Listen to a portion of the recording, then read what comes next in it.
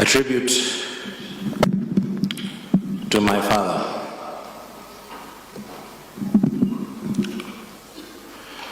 No one can mess with me when I'm in my bullfighting hat.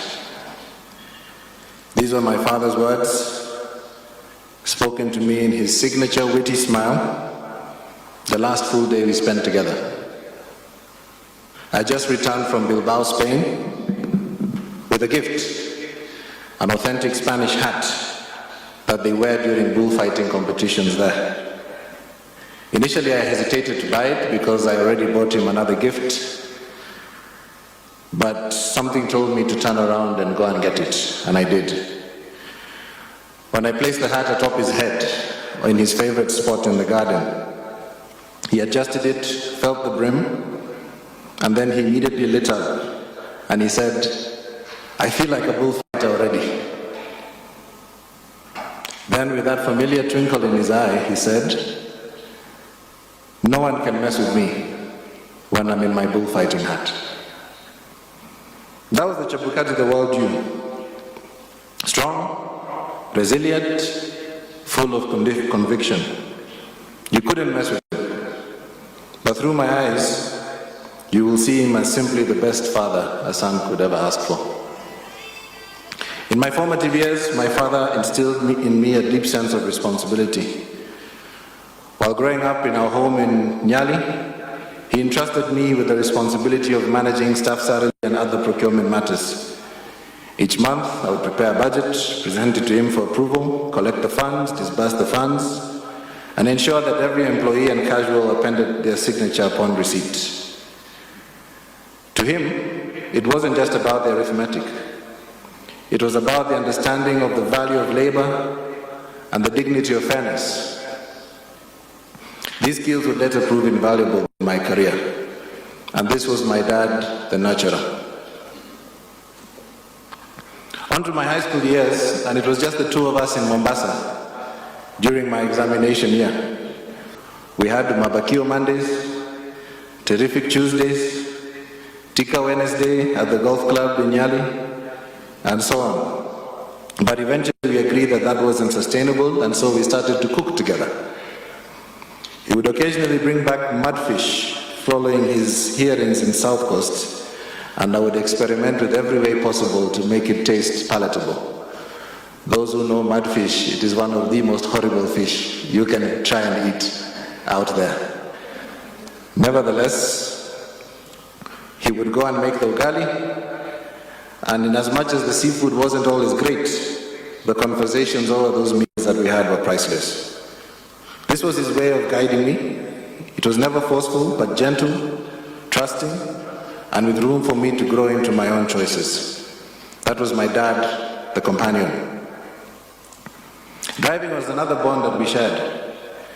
It started in Mombasa, where I often chauffeured him around, and over time I naturally became the designated driver of the family, much to the displeasure of my two older siblings. Together we traveled thousands of kilometers, Mombasa to Nairobi, Kitale, Njoro, the Great Rift Valley and beyond. He was always in the passenger seat, guiding me with his steady voice. However, one evening on the 19th hole at Royal Golf Club, and the golfers know which hole the 19th hole is, I told him that I was going to resign. He was excited at first, assuming that I had gotten a better opportunity, but that wasn't the case. He asked me sternly, "How can you leave a job before you get another job?" But when I told him I wanted to pursue a master's degree at Carnegie Mellon, he was at peace. Instead, he wholeheartedly supported me by immediately buying me an air ticket, preparing for my school fees, and giving me his blessing, including driving me to the airport. And this was my dad, the champion of continuous learning. While at Carnegie Mellon, he kept close tabs on me, regularly popping in during his work trips.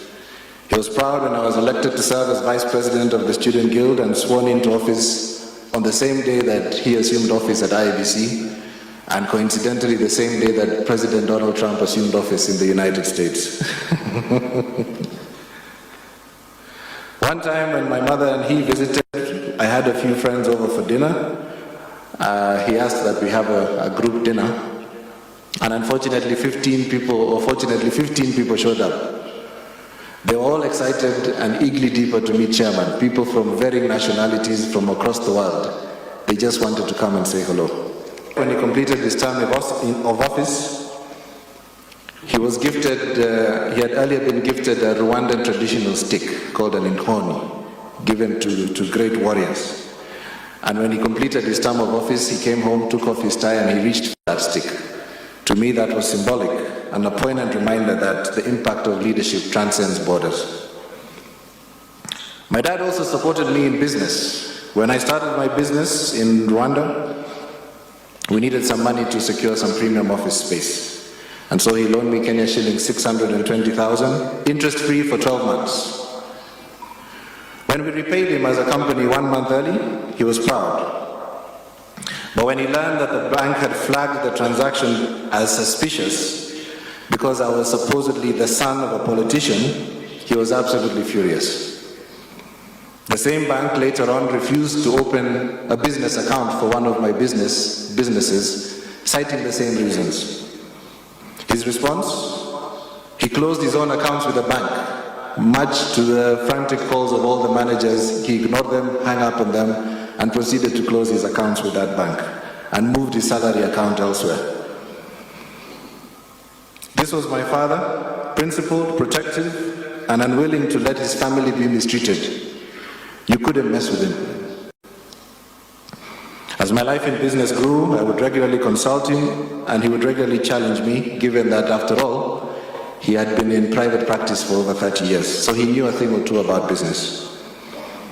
One evening, following another sitting at the 19th hole, he insisted on escorting me home. I obliged, excited to finally get to show my dad my apartment. He entered and I gave him a customary tour. Kamwambia, ona TV mzee, iko pale, ni sawa. Iko sofa set hapa, wacha nikonyeshe fridge, and so on. I was very excited to have him over. And then later on we sat on our balcony, and with my chest proudly out, I said, I've achieved all this because we've got a good client and they're bringing in a certain amount every month. He looked at me, smiled, and with this typical quirky smile, he said, only. Hiyo ni kidogo, double it. This confused me. I was expecting a pat on the back. Well done, son. Congratulations on what you have achieved. But here he was challenging me to do more, to be more, and to achieve more. I'm proud I had the opportunity to report back to him that I successfully doubled it as he had initially wished. My hard work was recognized and I was invited to CMU to receive an award. It's a prestigious award that only 100 alumni out of 100 have received. My parents insisted on coming with me, and indeed he said, you're coming with us, or rather we are coming with you, and you're flying in business class with us. Following that trip, the initial symptoms of his illness began to show, and subsequently the rest, as the eulogy has been read, speaks to that. But after his first surgery, his dedication never wavered. I had the privilege of staying with him in months as he recovered. In those months, we took daily walks, brainstormed on talking points, and prepared for his upcoming engagements. When we left Germany, we executed our strategy. I had the privilege of traveling with him to the 2023 Economic Symposium in Abidjan, to South Africa in Cape Town, and to help him prepare for his presentation in Lisbon, Portugal, where he received an award. Despite his condition, he prepared diligently and delivered all these engagements with poise and aplomb. He barely needed talking points. He was speaking from his lived experience. In his final days, my father was surrounded by love and peace. We rallied resources for his care, we safeguarded his well-being, and we made sure that a family member was always by his side. Indeed, nobody could mess with him. Not in life, not in his final moments. Rest well, Dad. I will carry with you your lessons with me. I will carry your lessons with me forever and keep your heart safe. A symbol of the wisdom you wore so effortlessly, the strength you carried with quiet dignity, and the path that you charted for me to follow. Thank you.